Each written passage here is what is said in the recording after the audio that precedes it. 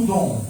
Aqui é que está a grande essência do porquê Deus dá o dom. Qual o motivo, qual a razão? Por que Deus deu o dom?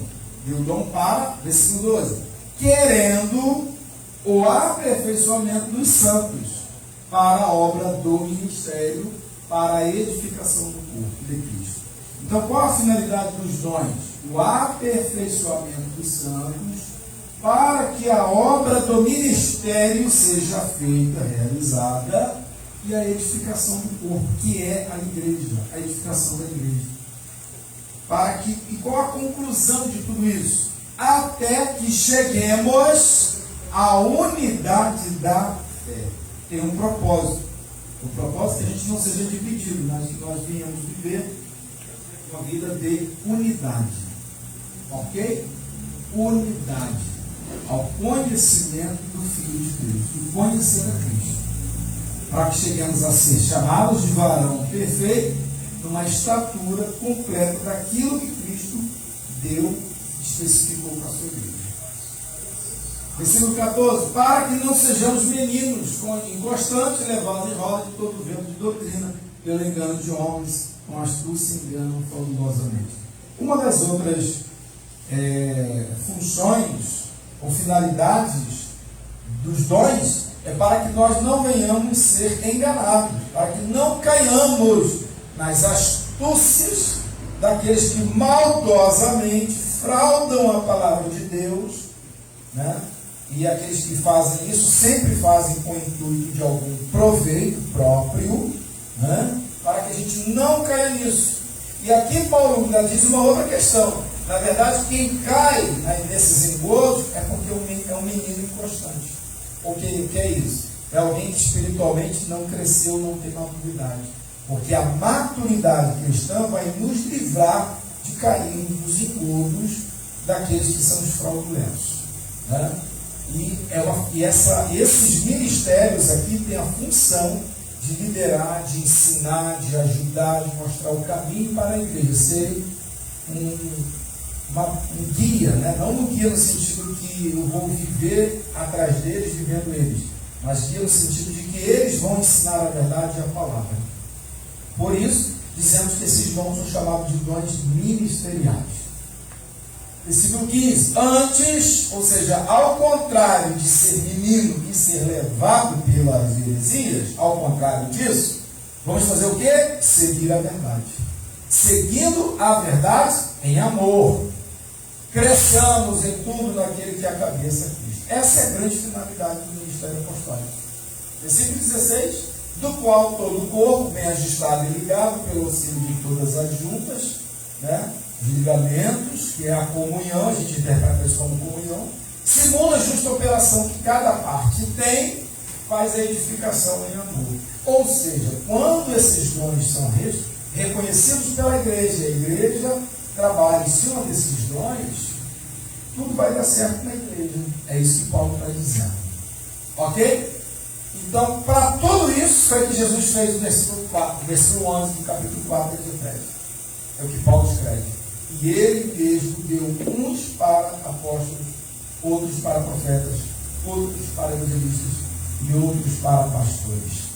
Então, esse é o texto da nossa aula, o Ministério de Apóstolos. Lição 6, no segundo trimestre aqui de 2021. Então, vamos lá. Falar um pouco, de forma bem breve, como eu disse, não há muito tempo para eu falar aqui, mas vamos falar um pouco sobre esse assunto. Bom, o dom do apostolado ele foi concedido por Deus, então, à sua igreja. E o grande propósito, como eu li no próprio texto bíblico, é o que? O crescimento, a edificação, a consolidação da igreja, para que a igreja cumpra o seu ministério aqui na terra de voz profética de Deus, para pregar o Evangelho, para ser um testemunho da verdade, para que a igreja seja aquilo que Paulo disse, a coluna e firmeza da verdade, para que a gente seja exemplo para este mundo. Então a igreja precisa de quê? De liderança, ela precisa de pessoas que estejam à frente, que conduzam o ministério. Então a verdade prática é essa. Bom, vamos ver três coisas dentro dessa aula, que é o grande divisor de águas aqui. Primeiro, vamos analisar biblicamente quem foram os apóstolos, o que eles fizeram, qual foi a marca deles, né? O que identifica um apóstolo originalmente. Segundo, vamos falar do ministério, da ação dos apóstolos. Primeiro, eu preciso saber quem é os apóstolos, qual é o fundamento, o que torna alguém, autentica alguém ao ministério apostólico. Segundo, a função dele. O que é que um apóstolo de fato faz? Terceiro, vamos falar sobre o contexto atual. Ainda existem apóstolos? O ministério apostólico ainda está de pé? É uma terceira vertente desta aula. Bom, vamos falar então sobre esses três tópicos importantes aqui. E vamos então especificar o termo, o significado da palavra. Isso é muito importante. Todo conceito, toda vez que você vai estudar algo, você precisa entender o conceito, a palavra no original, qual é o significado daquela palavra, né? Porque o significado dela, a origem dela, tem a ver com aquilo que de fato ela é, o que ela faz. O colégio apostolado, que é o número dos apóstolos, quem foram eles, né? A marca distintiva que identificavam eles, né? E no segundo capítulo da lição, fala sobre um outro apóstolo fora do colégio apostolado, dos primeiros, que é o apóstolo Paulo. E aí a gente fala da conversão de Paulo, o chamado de Paulo, né? A sua auto-identificação como parte do ministério apostólico, como é que Paulo se vê, ou se ele mesmo se considera um apóstolo. E aí, por último, vamos falar sobre o apostolado dos dias atuais. Vamos lá. Tudo que está na lição aí está aqui, e no final eu acrescentei mais ainda coisas que não estão nesta lição para ajudar vocês, ok? Vamos lá. A palavra apóstolo, ela no original, ela significa enviado ou mensageiro. Oficialmente é alguém que é comissionado. Hoje, essa palavra, modernamente, a gente falaria de um embaixador, né? Alguém que foi comissionado oficialmente. Agora, não é alguém que foi, entendo que a palavra que foi comissionado não é se autocomissionar. Eu boto a mão na minha cabeça, eu oro, eu me unjo e me declaro que eu, a partir de hoje, sou um apóstolo. Não é isso, irmão. Eu me autodeclaro pastor, eu me autodeclaro profeta, eu me autodeclaro isso, eu me autodeclaro aquilo. Não é nesse sentido. Ok? O ministério, ele é algo que é comissionado, ou seja, alguém que comissiona. Então, em nenhum lugar da Bíblia, não é só os apóstolos, mas nenhum profeta se autoconsagrou ou se denominou profeta. Ninguém, biblicamente, tem essa autoridade de se autodenominar. O dom que você tem foi dado, é uma concessão, é Deus quem nos dá. E o próprio texto, Paulo é muito, muito claro em dizer, ele mesmo, quem? Jesus deu, uns para. Ou seja, é o próprio Jesus quem comissiona. Então a palavra apóstolo, ela significa mensageiro, enviado, alguém comissionado. Né? Mas não é o cara que se auto-envia. Não é aquele que se auto-intitula. Não, eu decidi, eu vou fazer uma missão X, então eu vou ganhar o nome de apóstolo. Não. Ele é enviado. Ok? Então a palavra diz, a base dela é alguém que passa a exercer uma função, um nome, com base em uma autoridade que lhe foi delegada. Ok? No Novo Testamento, o verdadeiro apóstolo, ele é enviado por Cristo, igualmente como o Filho foi enviado pelo Pai. O próprio Jesus, ele diz que ele não veio aqui por conta própria, ele, é como se fosse assim, ô Pai, eu vou dar uma volta ali na terra, e vou nascer homem, e vou ficar lá 33 anos, daqui a pouco eu volto. É rapidinho, para uma eternidade, fica 33 anos, tá bom, Pai? Eu vou ali e já volto. Não, não tem isso na Bíblia. O próprio Jesus, ao vir aqui e cumprir o seu ministério, ele disse que não estava aqui simplesmente porque ele resolveu deixar o céu e veio dar uma volta na terra, tirar uma férias de 33 anos aqui. Não. Jesus disse que ele veio comissionado. Ele foi enviado pelo Pai. O Pai o enviou. Ele estava aqui enviado pelo Pai. E também disse que enviaria o seu Espírito. Da mesma forma ele disse, o Espírito Santo não vai ficar por aí passeando à toa, sem ter o que fazer, não. O Espírito Santo virá, ele vai me substituir com uma missão. Então, Jesus disse, o Pai me enviou. Eu vou subir e vou mandar o meu Espírito. O Espírito Santo vai vir, vai ficar com vocês. Mas também Jesus disse assim, eu faço o que com vocês? Eu vos envio. Ok? Então, tudo na Bíblia tem que ter o aparato divino, irmãos. Tem que ter a comissão divina. Com a missão de salvar o pecador, com poder, com autoridade, foi que Jesus então veio para cumprir um chamado. E nesse chamado, Jesus então é que vai nos comissionar. Bom, todos nós sabemos que Jesus, quando ele começa a realizar seu ministério, o ministério de Jesus levou entre mais ou menos 3 a quase 3 anos e meio. Né? Entre 3 para 3 anos e meio, mais ou menos dentro desse período, ele não passou disso, não chegou a 4 anos. Fica entre 3 e 3 anos e meio. Esse período que Jesus veio cumprir seu ministério, o que Jesus fez? Ele chamou, né? Ele separou os discípulos. Comumente a gente diz que Jesus tinha 70 discípulos. Desses 70, Jesus foi ali sondando, trabalhando eles, discipulando eles. E um dado momento, Jesus pegou deles e chamou 12. Foi Jesus quem chamou. Jesus os chamou. Jesus então os convocou e disse, eu agora estou, dentre todos os discípulos, eu estou chamando vocês. E aí Jesus comissionou eles, deu a eles poder, deu a eles autoridade, e eles seriam os discípulos diretos, auxiliares diretos de Jesus para estar com ele todos os dias, para que eles pudessem então aprender com Jesus, para que depois, quando Jesus subisse, esses discípulos, que seriam agora os apóstolos, ficassem aqui para dar continuidade ao ministério de Jesus. Isso aqui é muito importante a gente entender isso aqui como base para a gente entender o ministério apostólico. Então, o colégio apostólico é aquele grupo daqueles primeiros 12 discípulos que Jesus havia comissionado, que Jesus havia chamado. Então, a esses aí, nós usamos a expressão de apóstolo. Por quê? Eles foram diretamente chamados por Jesus. Vejam que Jesus tinha uma grande multidão de discípulos. Né?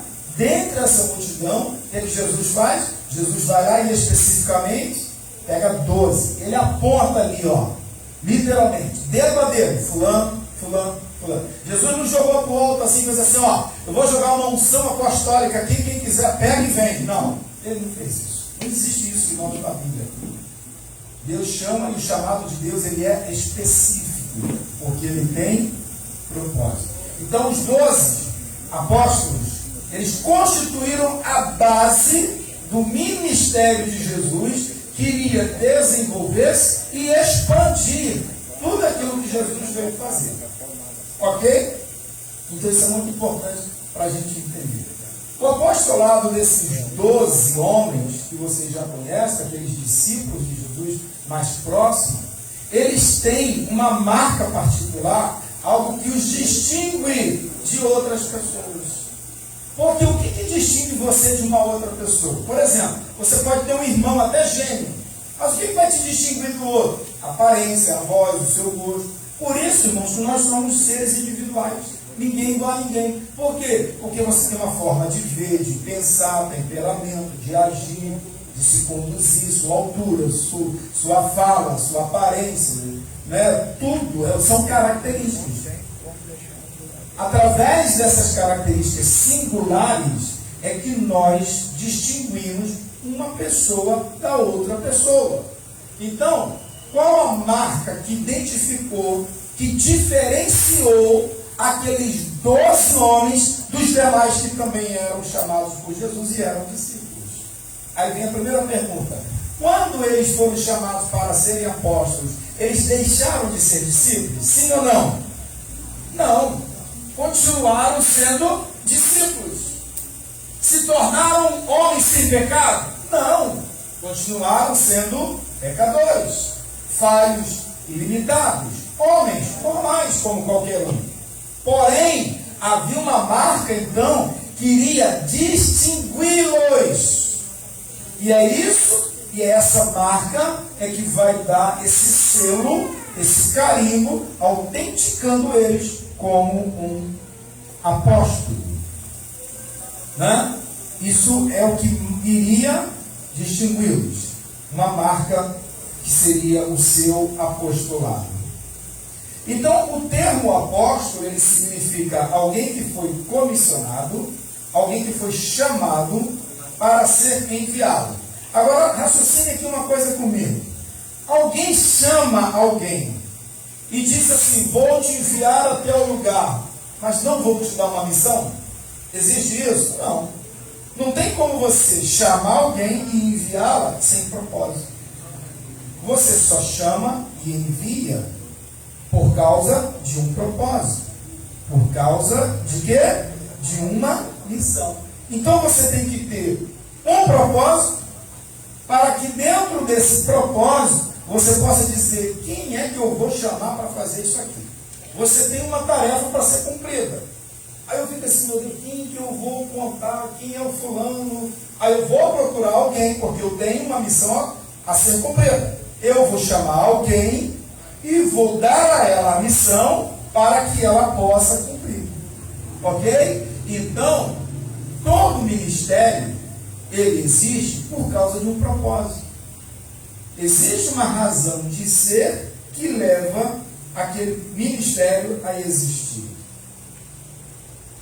A primeira razão pela qual Jesus chama esses apóstolos, está lá na nossa lição, no capítulo 1, no número 3, fala da singularidade desses 12 homens. E qual era a singularidade deles? Eles foram convocados pessoalmente por Jesus. Ou seja, Jesus não fez um concurso público e não jogou para o alto, mas Jesus, de forma pessoal, fez um chamado com eles.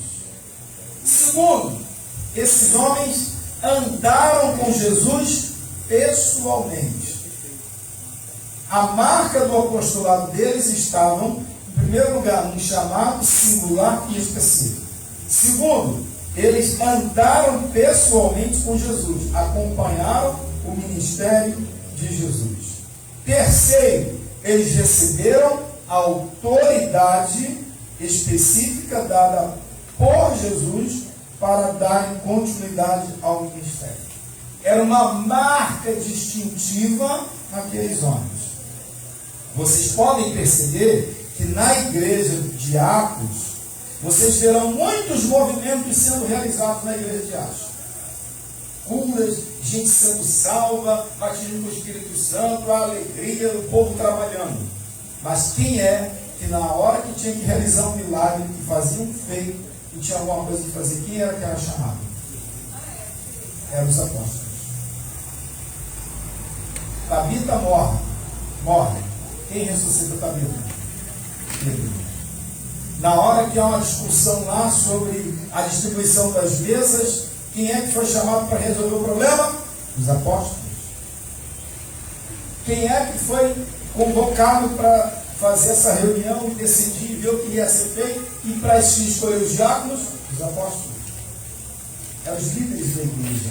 O concílio de Jerusalém. Quem é que está lá na liderança? Quem é que está lá dirigindo, tomando a frente nas coisas? Os apóstolos.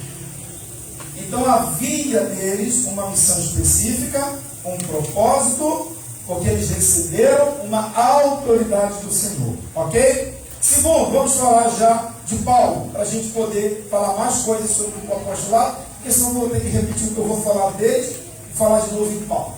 Saulo, todo mundo aqui sabe, era um judeu, nascido em Tarso, né?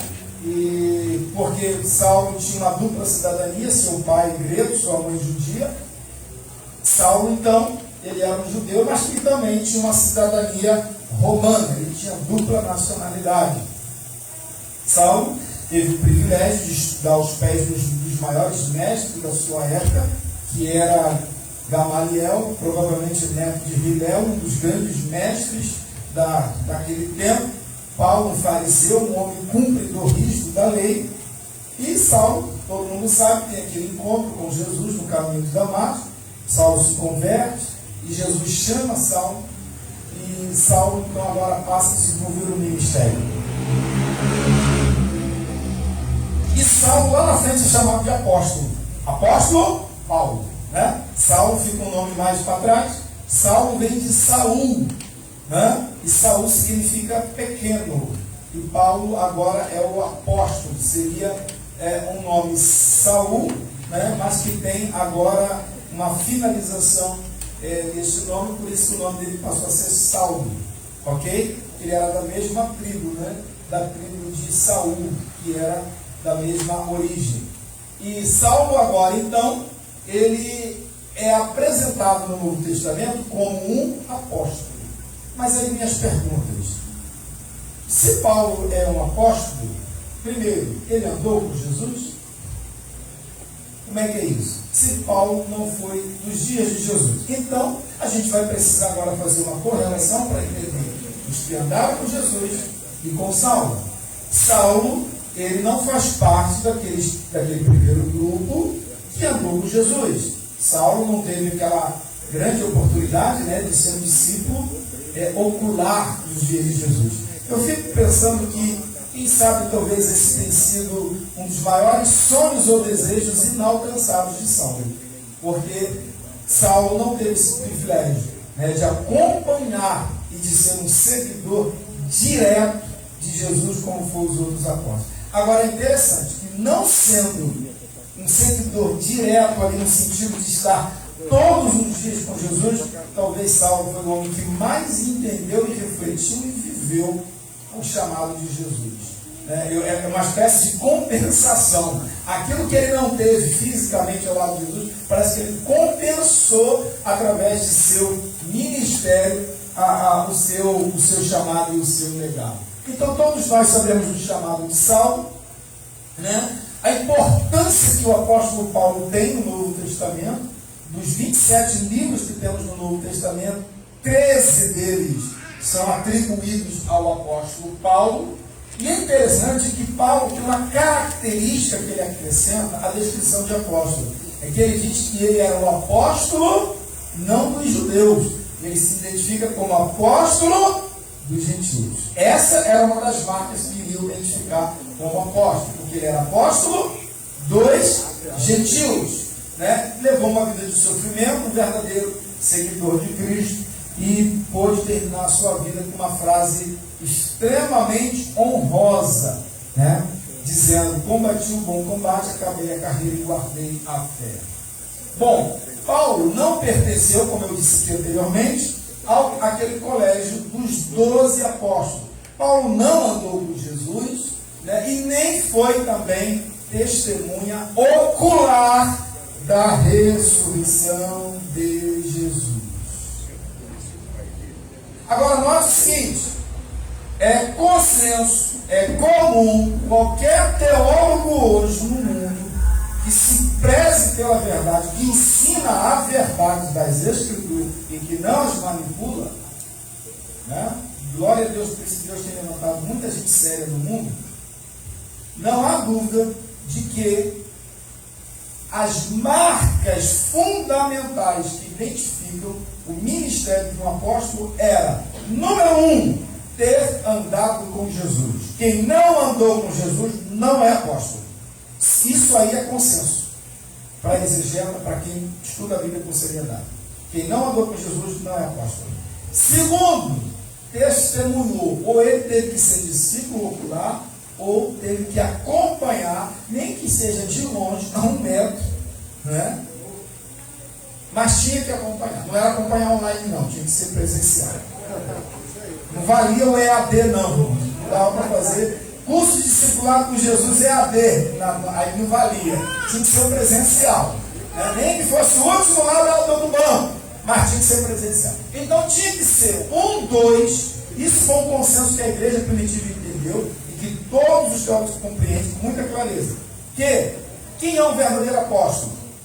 Aqueles que foram chamados especificamente por Jesus, ou que tiveram de alguma maneira participação no ministério de Jesus ali como acompanhando, tinha que estar vendo, tinha que estar naquele contexto ali. E terceiro, ele tinha que ser uma testemunha também da ressurreição. Ele tinha que ter visto o Cristo ressurreto, a ressurreição de Jesus. Esse era um requisito indispensável para o colégio apostolado. Vamos lá. E Paulo? Tinha esses requisitos? Sim ou não? Se você falar que sim, eu vou te recomendar ler a Bíblia. Não fale isso. Porque Paulo não acompanhou o ministério terreno de Jesus. Né? Paulo não acompanhou. Agora, interessante, né? É que Paulo tinha, talvez, estava dentro do mesmo contexto ali. A gente não sabe quantos anos de Jesus era mais velho ou não do que Paulo, mas Paulo não conheceu Jesus como Salvador naquele contexto ali, né, de que Jesus estava ali no ministério. Então, esta era a regra básica para aqueles apóstolos. Mas o apóstolo Paulo, ele mesmo fala, e isso é notório para a igreja, não é papo de alguém que está querendo vender uma imagem que não é isso, porque Paulo é autêntico aqui, e isso fica inegável para a própria igreja primitiva, e ele tem um testemunho da igreja sobre isso, porque Paulo teve aparições de Cristo, verdadeiras aparições. O próprio Cristo apareceu, se revelou ao apóstolo Paulo. O ensino doutrinário de Paulo, a sua missão foi dada diretamente por Jesus. Foi dada diretamente por Jesus. Ok? Então, não havia dúvida para a igreja primitiva de que Paulo recebeu a revelação pessoal. E há, aparentemente, no Novo Testamento, fica mais ou menos uma indicação que pelo menos 4 vezes Jesus aparece para Paulo. Não é a aparição de que eu estava dormindo aqui ontem numa festa, o apóstolo, vamos dizer assim, o apóstolo Paulo dizendo assim, irmão, eu fui numa festa, comi muita feijoada, tive um sonho com Jesus. Não é esse negócio de sonho com Jesus, não é isso. Eu acho que eu vi Jesus numa visão. Não era isso.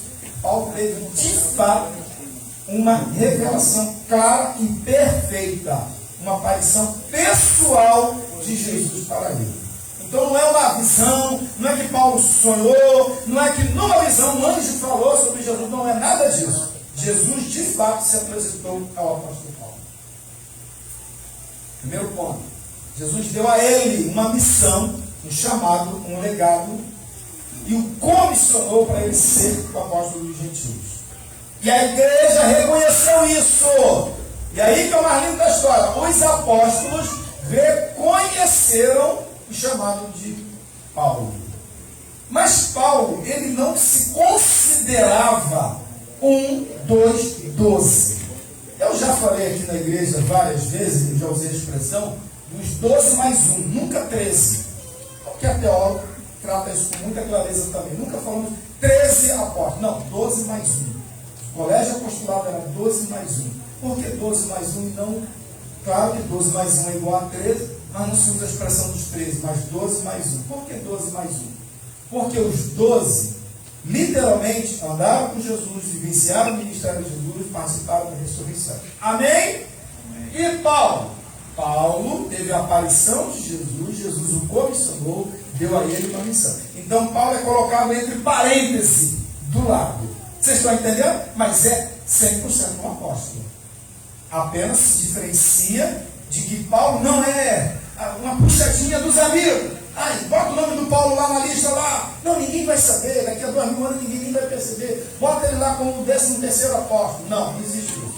12. Porque aquele colégio apostolado foram os únicos que andaram, que vivenciaram, que viram a ressurreição.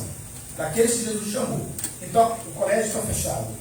Paulo não se coloca dentro da lista dos 12. Ele se coloca como apóstolo, ele reconhece o seu chamado, ele é um apóstolo, mas ele se considera um abortivo. Ele mesmo fala isso. Ele se sente um abortivo. Como ele mesmo fala em 1 Coríntios 15, versículos 8 e 9. O que significa isso? É como alguém que nasceu depois da hora. É como aquele filho que nasceu atrasado. É aquela pessoa que chegou, mas chegou atrasado. Mas chegou. Mas vai ter que botar um entre parênteses lá. Chegou atrasado. Amém? Vocês estão entendendo? Então Paulo é um apóstolo, mas é um apóstolo que ele mesmo se considerava um abortivo. Por quê? Ele teve a ressurreição de Jesus. Jesus ele deu um ministério e Jesus deu a ele diretamente o evangelho. Não foi anjo, não foi sonho, não foi arrepio, mas Jesus deu a ele diretamente o ministério. E esses 12 apóstolos, colégio apostolado, eles reconhecem o chamado de Paulo. Eles reconheceram que Paulo também foi chamado por Jesus. Então Paulo tinha todas as credenciais, mas Paulo então estava no nível mais abaixo? Não, Paulo estava no mesmo nível. A gente só fala 12 mais 1, só para efeito didático, para a gente entender que 12 foram que literalmente acompanharam Jesus. E Paulo veio depois. Vocês estão compreendendo bem isso? Amém, irmãos? Vamos lá. O apóstolo Paulo, então, os apóstolos, os 12, dentro desse contexto, eu pergunto a vocês, se só eles viram Jesus, andaram com Jesus, e viram Jesus ressurreto, como que ficou isso para o futuro dentro da igreja? A Bíblia fala que esses 12 apóstolos, eles se sentarão sobre tronos para julgar as 12 tribos de Israel. Eles falam das 12 tribos. Apocalipse diz que eles vão julgar as tribos de Israel. Os nomes deles estão registrados nos fundamentos da cidade santa. Tudo isso dá indicativo de quê? De que esse número não é um número aberto, que continua a crescer, mas ele é um número fechado. Porque a Bíblia deixa claro no Novo Testamento que os apóstolos terão seus nomes nas 12 tribos como julgadores, e seus nomes estão escritos como fundamentos da nova cidade. Se fosse para esse número ser acrescentado todos os dias, isso aqui não poderia estar escrito. Porque isso aqui é escrito de forma final, conclusiva, fechada, para uma classe única, especial e específica. Então, em Efésios capítulo 4, o que nós encontramos ali? Nós encontramos um ministério que Deus deu, que Deus chamou, vocacionou aqueles homens para um ministério específico. Eles eram os enviados, os apóstolos. E aí, quando nós fazemos agora uma correlação, que é uma correlação? Quando eu faço uma comparação, uma similaridade, uma aproximação, quando eu faço uma leitura de um texto com o outro. Quando eu olho o Novo Testamento e olho o Antigo Testamento, eu vou perceber algo muito interessante. De que no Novo Testamento são os apóstolos que dão continuidade ao ministério de profetas do Antigo Testamento. Em que sentido? Porque no Novo Testamento também há o dom de profetas. Amigo, faz um favor para mim, acende essas luzes aí, que está com as luzes todas apagadas, nem eu tinha percebido isso antes. Acende todas, por favor. Isso. Todo ambiente tem que estar sempre assim. Bom, qual é a correlação? A correlação é o seguinte: quem eram os homens do Antigo Testamento que tinham a palavra de autoridade para escrever a palavra? Eram os profetas. Quem era, de fato, a boca de Deus que falava de forma autêntica, e o que eles falavam era irrevogável, era a palavra final no Antigo Testamento. Eram os reis? Não. Eram os sacerdotes? Não. Eram os profetas. Os profetas eram os que, de fato, diretamente recebiam a palavra e tinham autoridade escriturística para escrever. Neste nível, a inspiração estava sobre os profetas no Antigo Testamento. E no Novo Testamento? Quem é que você vê nesse mesmo nível de autoridade? São os apóstolos. Porque são eles que no Novo Testamento escrevem, ou sob a supervisão deles. Lucas não é apóstolo, Marcos não é apóstolo, mas eles estiveram sob a supervisão do apóstolo, de Pedro e de Paulo. Tanto Marcos como Lucas, eles estiveram sob a supervisão dos apóstolos. Então, os apóstolos no Novo Testamento é aquela classe que dá continuidade a esse ministério chamado por Deus específico para ser uma voz de Deus autoritativa que escrevia, que falava a palavra de Deus. É por isso que quando você vê em Atos 5, quando Ananias e Safira chegam ao apóstolo Pedro com uma quantia de oferta dizendo que venderam uma propriedade e mentiram, Pedro dá uma sentença. Pedro não diz assim, eu vou orar e vou ver o que Deus vai dizer. Pedro diz assim, por que mentistes a Deus? Por que mentistes ao Espírito Santo? Olha eles que vão te carregar. E o homem, pum, na hora, morreu.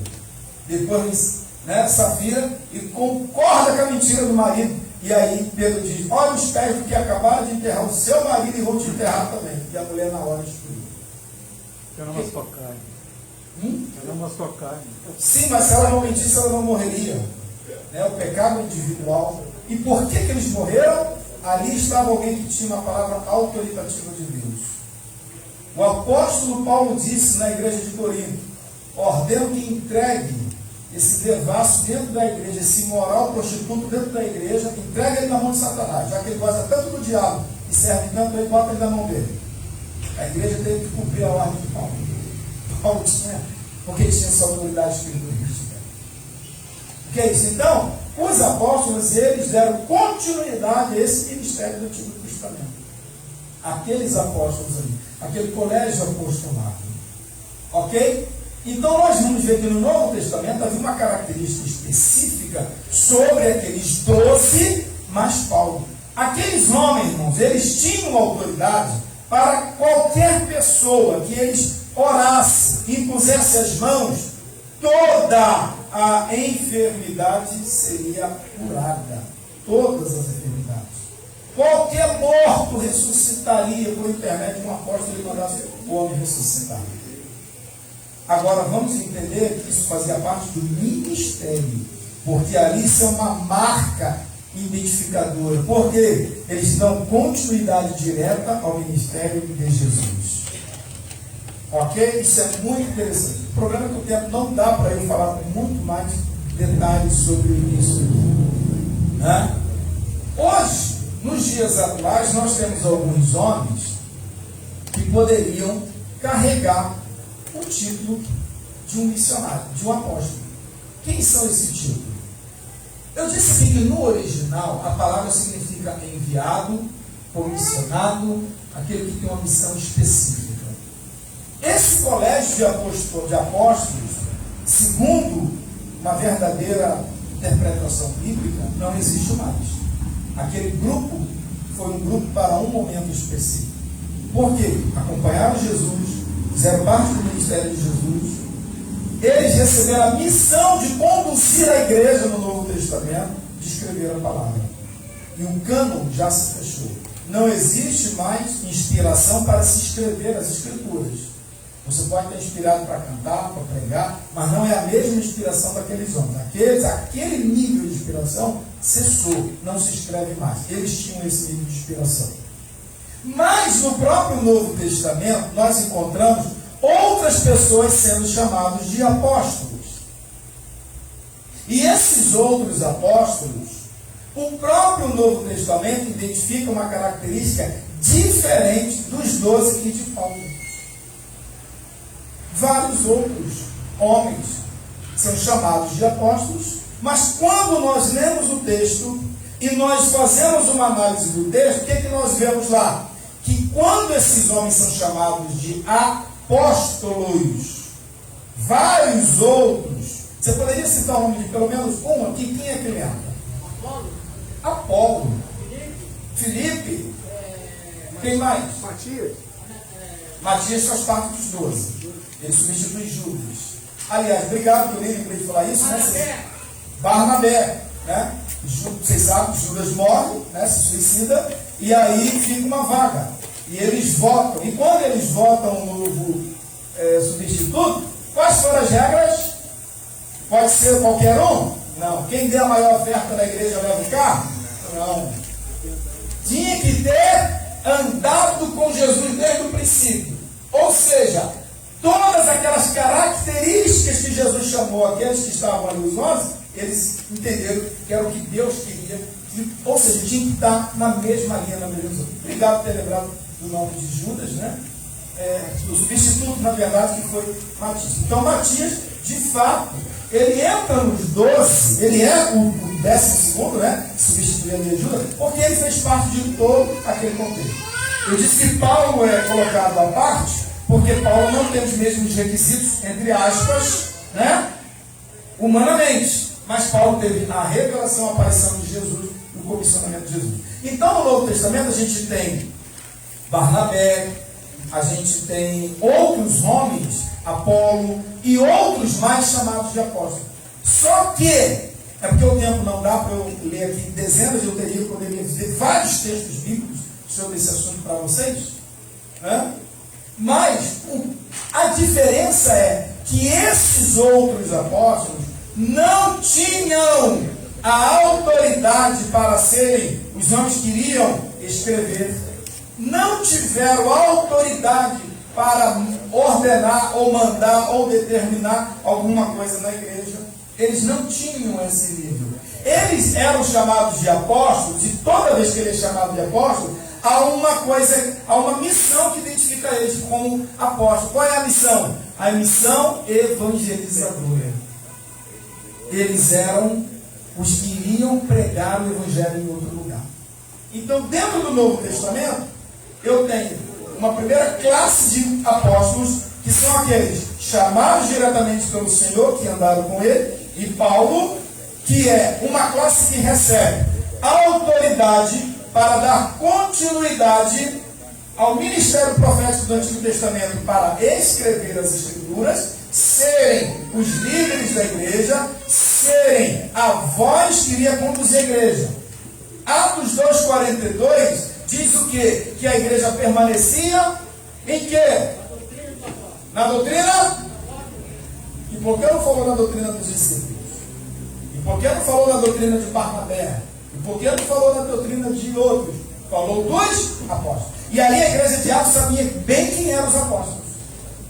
Eles sabiam muito bem quem era permanecer na doutrina dos apóstolos. Então eles eram os fundamentos, a base para o Novo Testamento.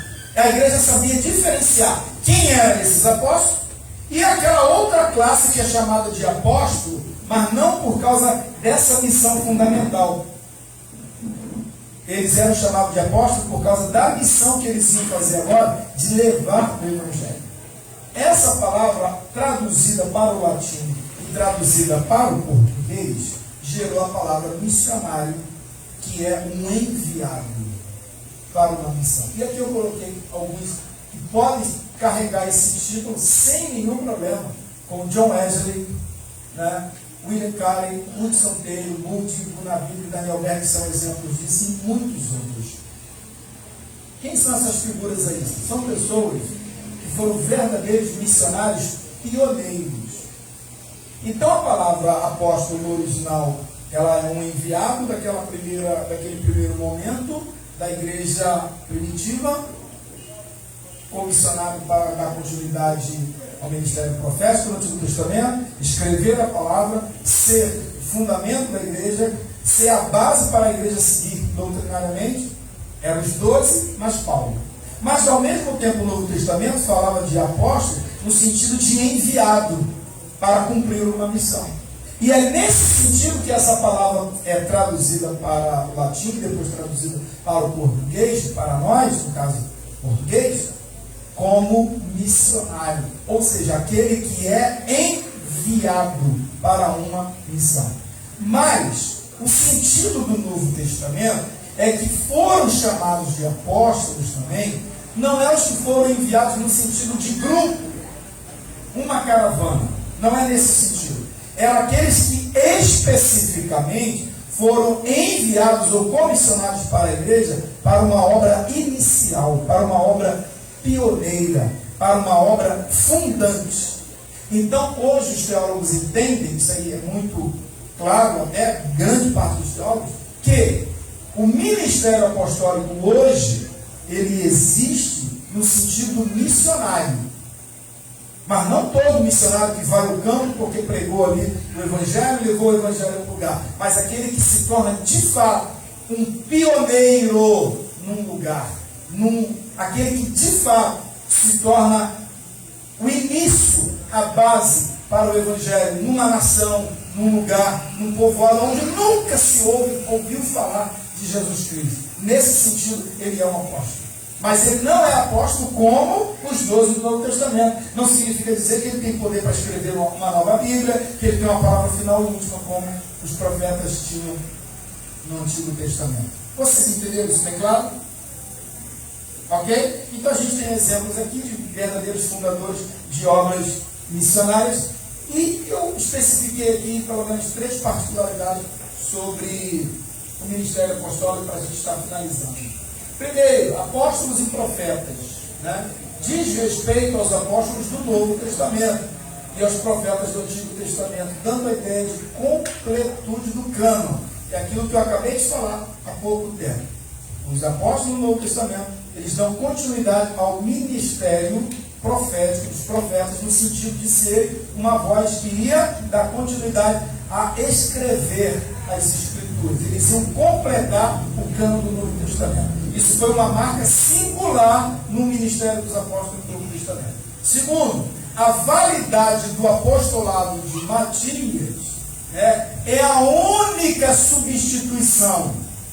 Isso aqui é um outro ponto importante. Exegeticamente, no Novo Testamento, só existe uma única substituição para o colégio apostolado, que foi Matias para substituir Judas. E nessa substituição, fica muito bem claro dentro dos textos que o motivo da substituição é porque havia uma necessidade de se completar um número que Jesus determinou. E qual era o número? 12. Era o número daqueles apóstolos. Então eles entenderam que era necessário completar aquele colegiado. Alguns dizem, mas podia esperar para lá na frente Jesus ia chamar Paulo. Não, era ali. Porque aquele número ali tinha uma identificação comum. É tanto que Matias tem a identificação comum de todos. Ok? Então é a única substituição de fato apostólica para completar o número dos Judas. Judas foi substituído. Mas você não vai encontrar no Novo Testamento substituição para Pedro, para o outro apóstolo Judas, para Tiago. Não há. Para Matias, depois não tem substituição. Para André, para Filipe, não há substituição.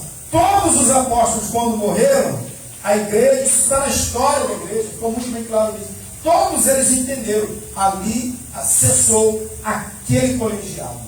Não há substituição para eles. O que houve sim, foi uma sucessão daqueles nomes que são chamados de apóstolos, mas não nessa categoria aqui. Mas naquela categoria daqueles que levam o evangelho, que são os pregadores do evangelho. Mas não é o pregador que você convida toda semana que está na rede social. Não é esse. Era o missionário, que vai ser um desbravador. Não é o missionário que vai para ajudar outros. Não é o missionário que vai para estar com o outro. Não. É o missionário que é o primeiro, que botou o pé numa terra. Imagine hoje um missionário que entra numa tribo que nunca ninguém botou o pé lá para evangelizar. Ele é um apóstolo, nesse sentido. Vocês estão entendendo então? Então, o sentido do Novo Testamento, para apóstolo, seria no sentido de missionário, que é enviado ou missionário. É nesse sentido. O paralelo entre Paulo e Pedro, de fato, e os 12, estão numa categoria única, como eu já falei. Não há como se repetir isso. Pedro é um líder, sendo Pedro o líder dos 12, o representante do apostolado da circuncisão. Pedro representava, assim, ali um destaque. E Paulo representou o quê? Os da não circuncisão, aqueles que eram gentios. Tanto Paulo como Pedro apontam para duas grandes realidades para o ministério apostólico. Eles apontam para que o apostolado, o apostolado de Pedro e de Paulo, Pedro tinha uma dimensão local, com aquela geração, e Paulo tinha uma dimensão que ia a todos os lugares. É através do ministério apostólico de Paulo que a gente consegue ver alguns outros, que são enviados. E aí fica muito bem claro também em 1 Coríntios 15, que, de fato, Paulo, ele é o último dos apóstolos. Não há uma margem bíblica para se interpretar que aquele colégio apostólico, ele tinha direito à sucessão. Então, finalizando aqui a aula, fazendo um apanhado de tudo. Os apóstolos foram chamados, comissionados por Jesus. Para isso, Jesus usou características do dia a dia, de uma identificação que eles tinham com Jesus. Andaram com Jesus, eram discípulos de Jesus, e Jesus, de fato, os comissionou. Jesus chamou um por um a dedo. Jesus não jogou por alto e esperou cair a sorte em quem quisesse. Ele chamou 12 especificamente, incluindo Judas Iscariotes que o traiu. Quando a igreja primitiva entendeu que o número dos 12 precisava ser completo e estava ali incompleto, eles foram escolher quem? Quem preenchia os mesmos requisitos. Um substituto à altura do chamado. Porque eles entenderam que o chamado era específico. Se eles escolhessem qualquer um, significava que qualquer um poderia adicionar-se ao número dos 11. E não é. Era um grupo fechado. Era um ministério específico para aquele momento. Paulo é uma exceção. Os demais apóstolos são vistos como aqueles que dão continuidade ao ministério da pregação. Ok? Então, daí a gente pode concluir que aquele colegiado de 12 não existe mais. Não existe mais continuação ou sucessão apostólica. O que nós poderíamos dizer que existe sucessão apostólica é no sentido de missionário. Mas é um missionário fundante que funda, de fato, um novo trabalho evangelístico onde ninguém entrou ainda. Amém? Vocês conseguiram compreender a aula sobre o ministério apostólico? Que Deus os abençoe. Na próxima aula a gente vai ter os outros ministérios, o profeta, o evangelista, o pastor, o mestre, que é o doutor. Esperamos que com isso você então tenha uma visão da aula. Leiam a revista, leiam os textos bíblicos e com certeza vai te ajudar. Amém? Presbítero Marcos já está aqui.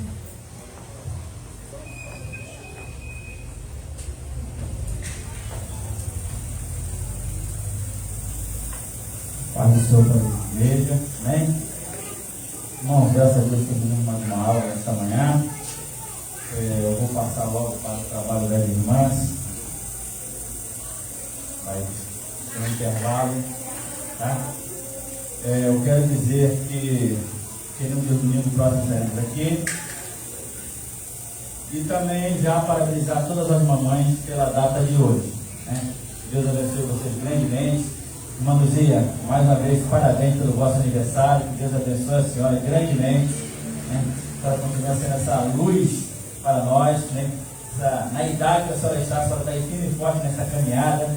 Deus abençoe a senhora ricamente e abundantemente. Amém? Eu agradeço e amém.